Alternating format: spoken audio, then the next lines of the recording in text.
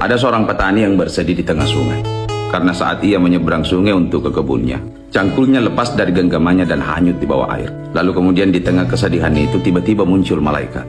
Malaikat itu pun kemudian bertanya, "Kenapa kamu bersedih?" Petani itu menjawab bahwa cangkul satu-satunya itu hanyut di bawah air. Malaikat itu kemudian menghilang dan datang kembali sambil membawa cangkul emas. "Ambil cangkul emas ini."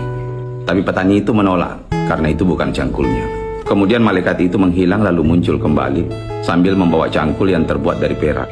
Petani itu pun menolak cangkul itu dengan alasan bahwa itu bukan cangkulnya. Lalu kemudian untuk ketiga kalinya malaikat itu menghilang lalu muncul kembali sambil membawa cangkul yang sudah karatan dengan gagang kayu yang sudah rapuh. Dan seketika itu pun petani langsung mengambilnya dan bilang ke malaikat itu bahwa itu adalah cangkulnya. Karena kejujuran petani tersebut, malaikat itu pun memberikan ketiga cangkul itu. Lalu keesokan harinya petani itu berangkat ke kebun melewati rute yang sama. Dia harus menyeberang sungai.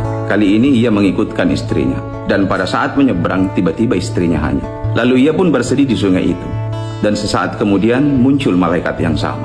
Malaikat itu pun bertanya, "Kenapa kamu bersedih?" Ia menceritakan bahwa istrinya hanyut terbawa air. Malaikat itu pun menghilang dan tiba-tiba muncul dengan membawa Luna Maya. Dan ia bertanya ke petani itu, "Apakah ini istrimu?" Petani itu langsung menjawab bahwa iya, ini istriku. Malaikat itu pun bertanya ke sang petani, "Di mana kejujuranmu yang kemarin? Kenapa kamu mengakui sesuatu yang bukan milikmu?"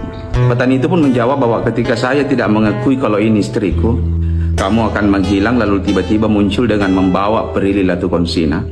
Dan ketika saya bilang bahwa itu bukan istriku, kamu pun menghilang lalu tiba-tiba muncul dengan membawa istriku yang sebenarnya.